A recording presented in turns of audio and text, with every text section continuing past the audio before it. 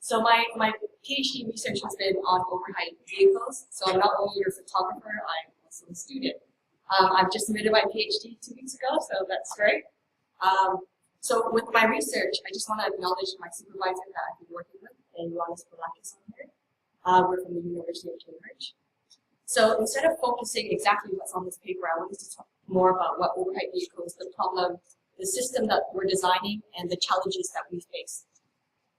We've been working with Transport for London on this. This is a problem that they've been experiencing. And basically the problem has been this.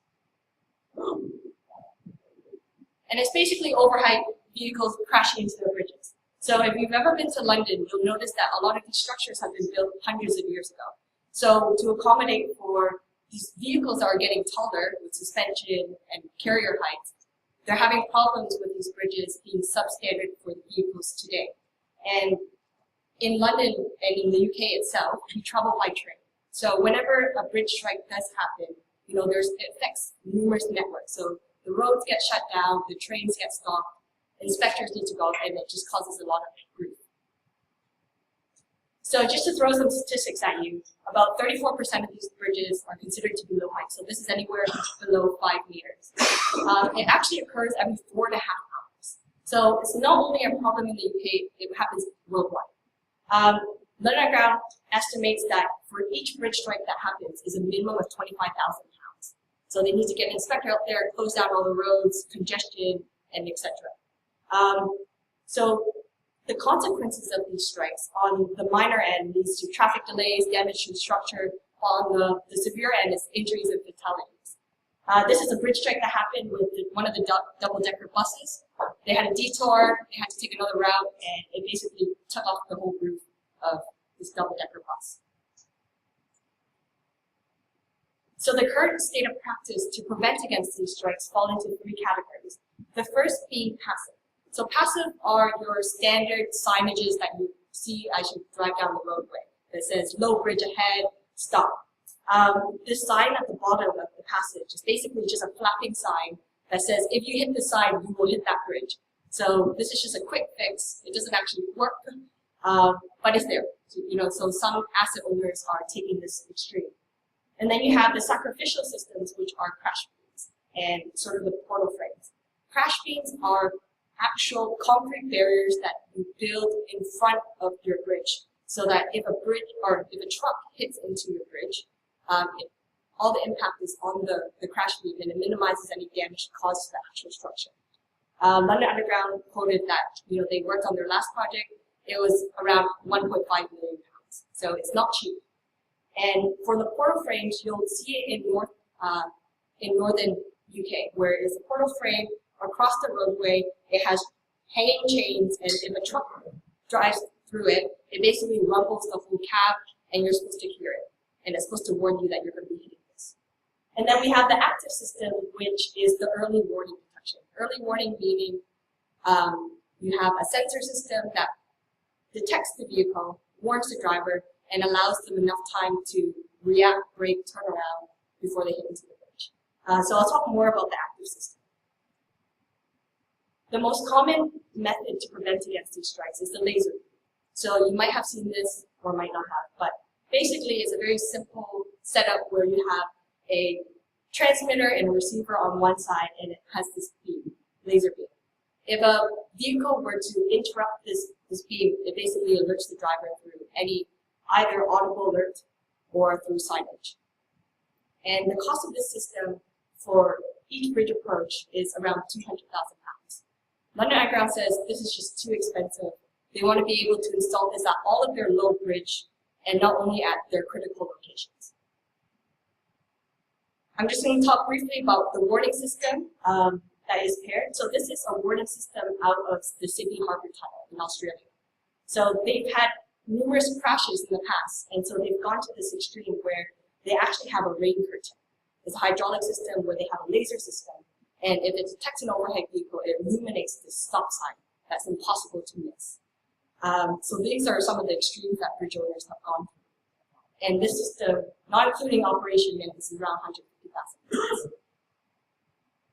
So based on this whole literature review with London Underground. They're saying, you know, we can't afford what's out there right now. We have to come up with something more affordable.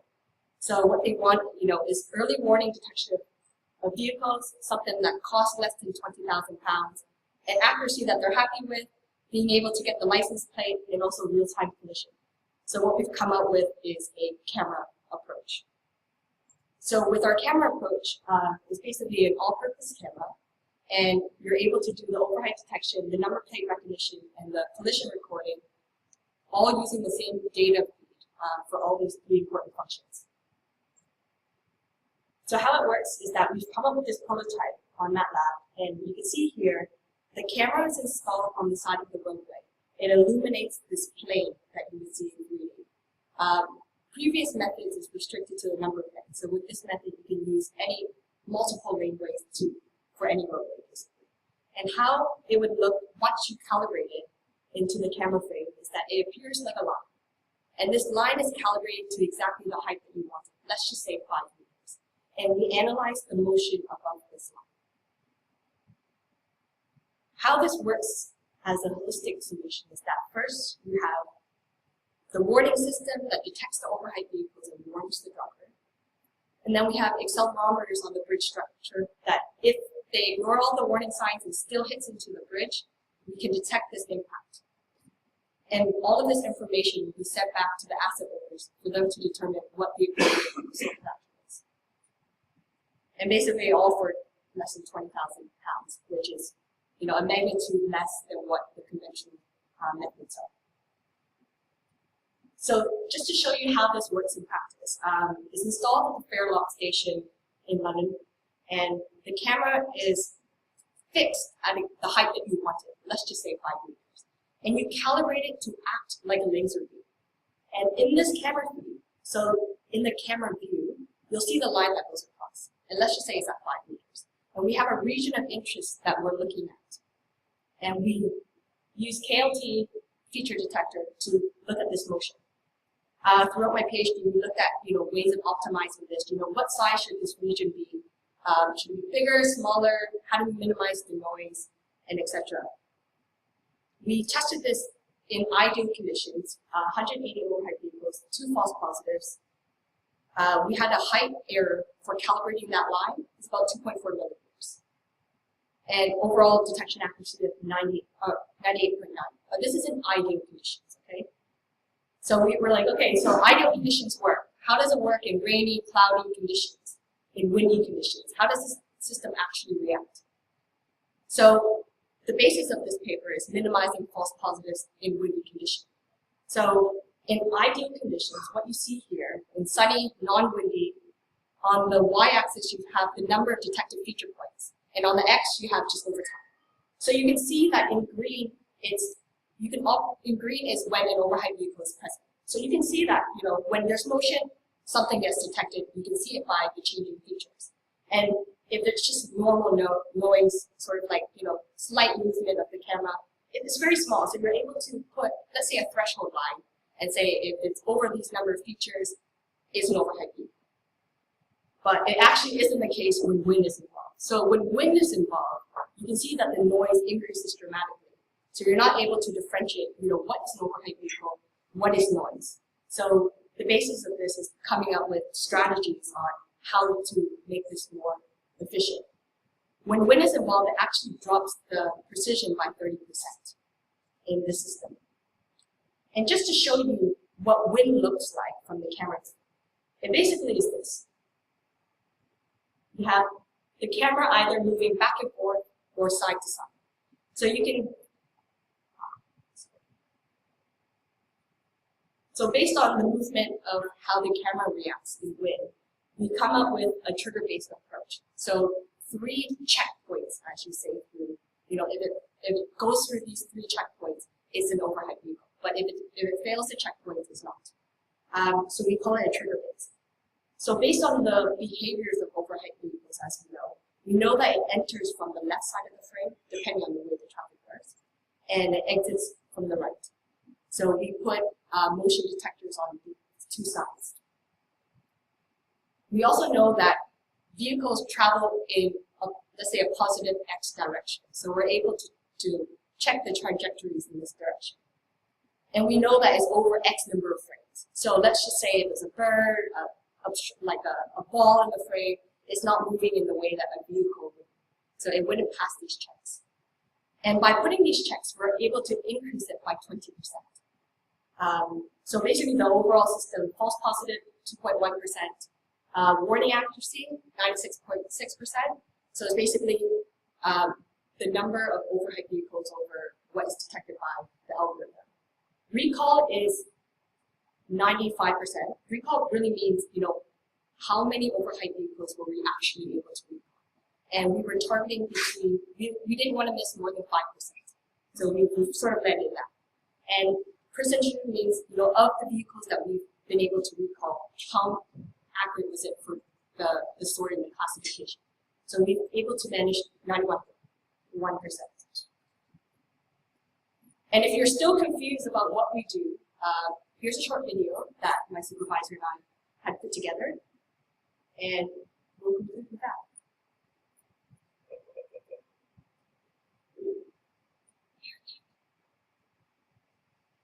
Sorry.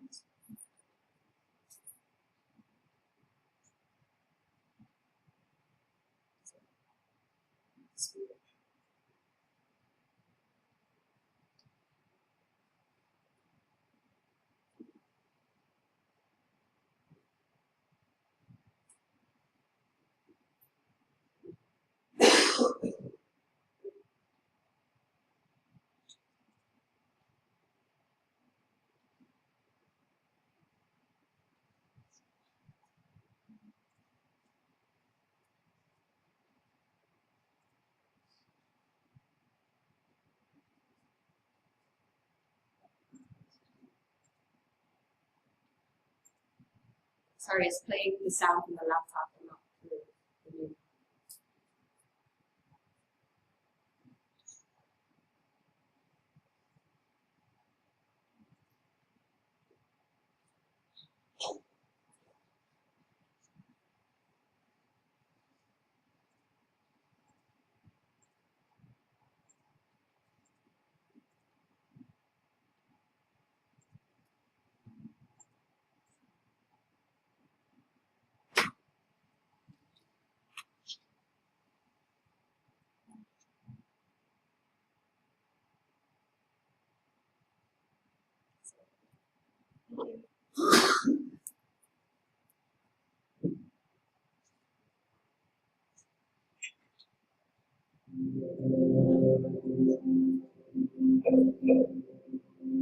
Here in the UK, the tall truck shares the bridge and 4.5 hours, causing thousands of pounds in inspection, maintenance, and repairs. Fisheries need to calculate congestion in which the submarine and do not cost bridges to roads.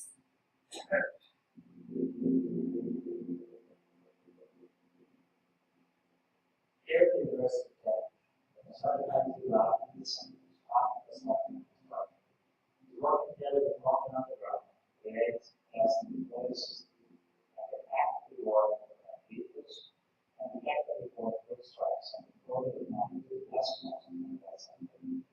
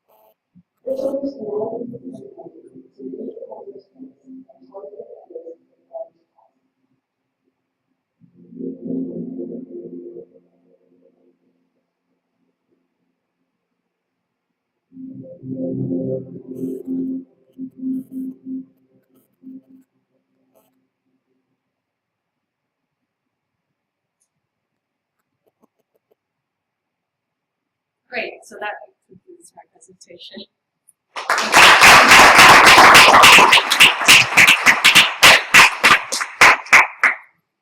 Well, thank you for the nice and concise presentation.